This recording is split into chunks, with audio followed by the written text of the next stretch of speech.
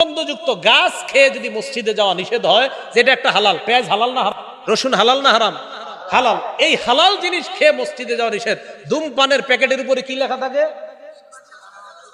এটা কি এখনো আছে? এখন তো নতুন কথা, ধূমপান মৃত্যু ঘটায়।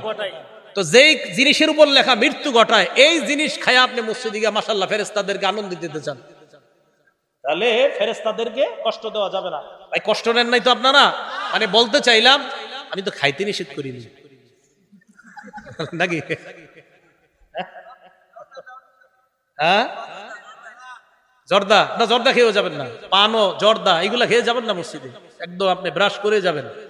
এগুলা খাওয়ার পরে অনেকে মাশাআল্লাহ কি করে, পান চাবাইতে চাবাইতে মসজিদে গিয়া পান ফালা দারাজ আল্লাহ আকবার। মানে কি?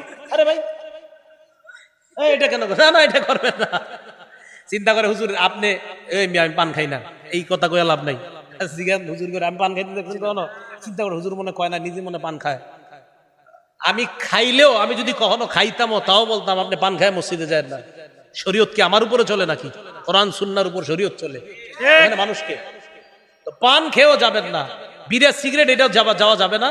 আর হলো আপনার কি, ওই যে পেঁয়াজ রসুন। হ্যাঁ, নবীজি বলছে একান্ত যদি তোমাদের ফাইনলা বুদ্দা কুনতুম আকিলিহা ফাইন কুনতুম লা বুদ্দা আকিলিহিমা, তোমরা যদি পেঁয়াজ রসুন খেতেই হয়, ফামিতুহুমা তবখ, এইগুলা তোমরা রান্না করে এইগুলাকে সেদ্ধ করো, রান্না করে এইগুলাকে পরিশোধন করে এরপরে খাও, তখন আর গন্ধ হবে না। তাহলে কাঁচা পেঁয়াজ, কাঁচা রসুন ইত্যাদি এগুলা খেয়ে মসজিদে যাওয়া ঠিক না, মসজিদ দুর্গন্ধ করা এটা ঠিক হবে না।